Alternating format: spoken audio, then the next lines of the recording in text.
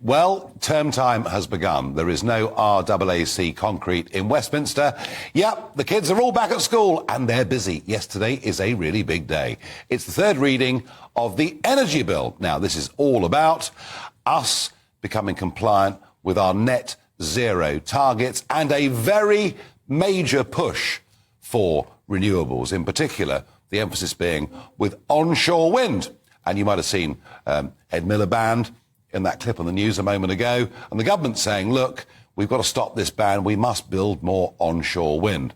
There are two things going on here. One is the continued cult of net zero, that the UK must be a world leader, we must get to net zero more quickly than any other developed country. The second is the continued belief that renewable energy is plentiful, free and cheap, which frankly it has never ever been, and goodness knows how many times on this programme we've been through the problems of intermittency and the need to back it all up, let alone the fact that cost-wise it just doesn't work without subsidy. But there's something else going on in this bill, which I believe to be far more sinister.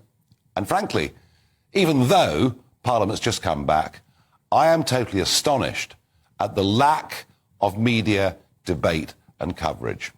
We'll find out later on this evening what amendments have passed and what haven't, so we'll know the actual shape of this legislation before it heads to the House of Lords. But there are, unbelievably, it seems to me, provisions in this bill that would allow for the creation of criminal offences. I'm going to repeat that.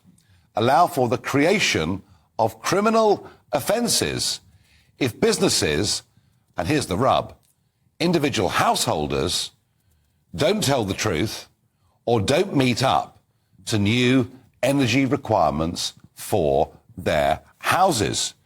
It seems to me to be truly and utterly extraordinary. Yes, you can be prosecuted for providing false information about your house's energy efficiency or for the obstruction of an enforcement authority.